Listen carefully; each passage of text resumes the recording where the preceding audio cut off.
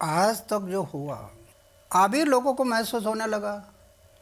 मेरे जैसे एक फ़कीर आदमी मंदिर में रहने वाला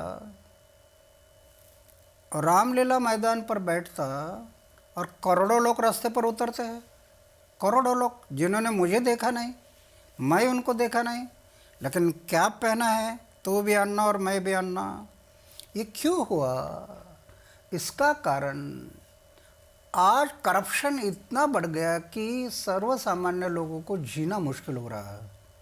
ये अन्ना की वजह से नहीं आए वो, उनको करप्शन के कारण जीना मुश्किल हो रहा। कहीं पर भी जाओ पैसे दे काम नहीं होता। अभी उनको लग रहा है कि इसमें बदलाव आना चाहिए।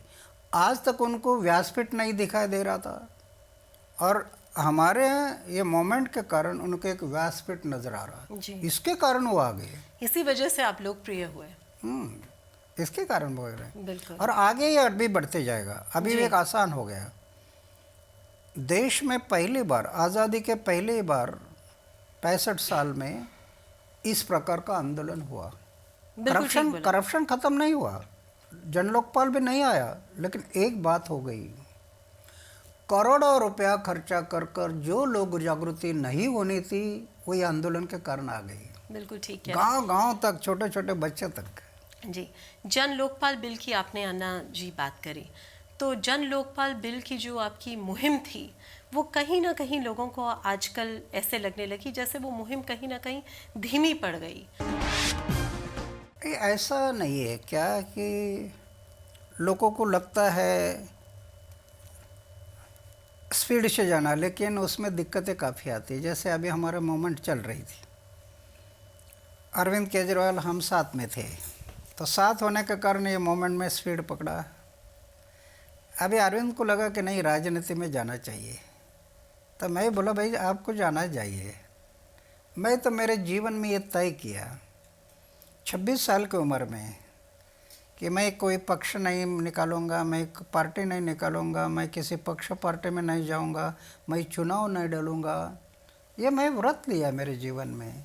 तो मैं उनको बताया कि आपको जाना तो जाओ, उल्टा आप अगर पार्टी निकाल कर जाते हैं और आप चुनाव में खड़े होते हैं तो मैं आपको मदद करूंगा चुन कर लाने के लिए, या आप जिन लोगों को खड़ा करेंगे वो अगर चारित्रशील है तो मैं आपको सपोर्ट करूंगा। ये दोनों बातें बहुत ज़रूरी है। अंदर भी ज़रूरी है, बाहर से प्रेशर निर्माण करना भी ज़रूरी है।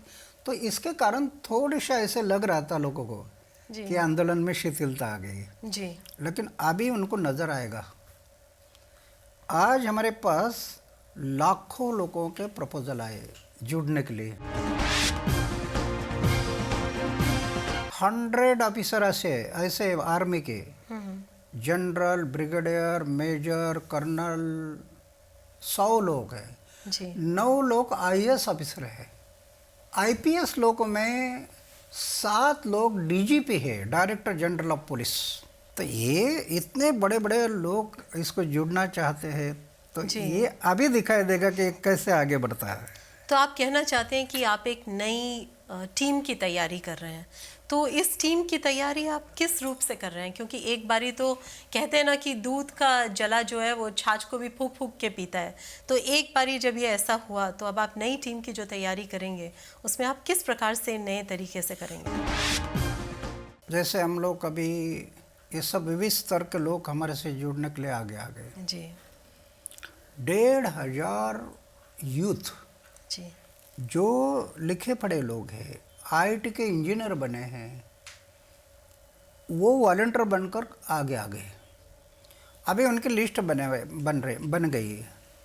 अभी हम ये सोच रहे हैं कि दिवाली के बाद उनका 50-50 का ग्रुप बनाना और उनको ट्रेनिंग देना है, क्या करना है जी। आंदोलन में जाना है तो आप करना क्या है वो उनको दिशा देना है, उनको प्रोग्राम देना है। और 1,500 लोग, एक एक स्टेट में 50 लोग अभी ट्रेनिंग करके जाएंगे, बाकी तो कई लाखों लोग इसमें जुड़ रहे हैं। तो ये अगर जाने के बाद फिर वहाँ का कार्यक्रम जो शुरू करेंगे उससे और गति मिलेगी। जी। एक। लेकिन लास्ट टाइम जो आपकी टीम थी उसमें बहुत सारे लोगों के ऊपर लांछन लगे, उसकी वजह से आपको भी एक तरीके से एक एम्बैरेसमेंट हुआ। तो इस बारे में आप पहले से उसका क्या प्रिकॉशन ले सकते हैं कि आपकी टीम में कोई भी करप्ट आदमी ना ज्वाइन करे? जैसे आपने उसके बोला लिए आईपीएस बहुत ऑफिसर्स हैं, आपने बोला आईएएस ऑफिसर्स हैं, लेकिन आईपीएस और आईएएस ऑफिसर्स में तो बहुत करप्शन है। इसीलिए हम डायरेक्ट नहीं जोड़ रहे। इतने लोगों के एप्लीकेशन आ गए, इतने लोग आगे आ गए, फिर भी हम उनको नहीं जोड़ रहे डायरेक्ट।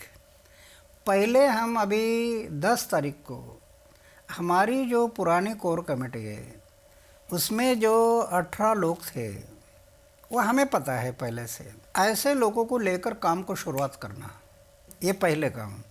उसके बाद ये वॉलंटियर्स वगैरह जो आगे आए, तो ये सब एप्लीकेशन जो आए हैं ये सही है गलत है देखने के लिए निरीक्षक भेजेंगे।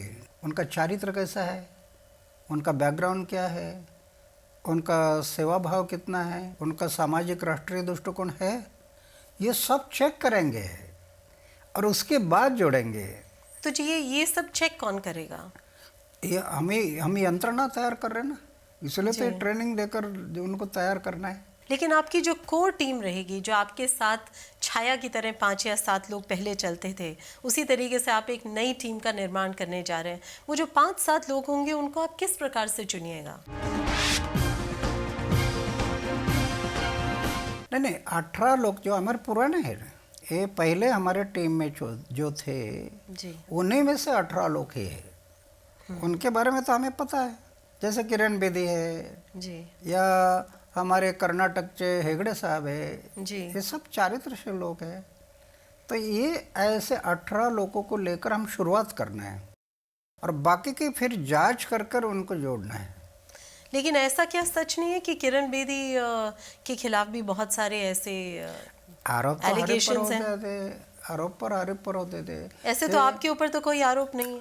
प्रभु रामचंद्र है, उस पर भी आरोप नहीं हुआ। आरोप करने वाले तो करते रहेंगे।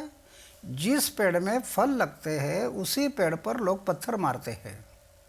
जिस पेड़ में फल ही नहीं वहाँ कौन पत्थर मारेगा? आरोप होने के बाद भी क्या निकल गया है? जी। अगर आरोप सही है तो फिर वो दोष निकलना चाहिए। अभी जैसे मेरे ऊपर आरोप किया, कहीं मेरे ऊपर आरोप नहीं हुए। 2 सरकार ने तो मेरी इंक्वायरी की, मतलब सीआईडी से इंक्वायरी की, लेकिन 100 रुपया भी कहीं नहीं मिला। तो आरोप तो होते रहते हैं, आरोप का क्या है, उसकी चिंता नहीं करना। सत्य के मार्ग से चलने वाले लोग,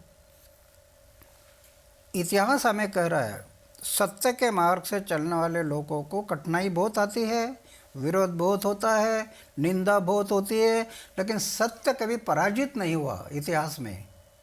जी। सत्य कभी पराजित नहीं हुआ, सत्य सत्य ही रहा है।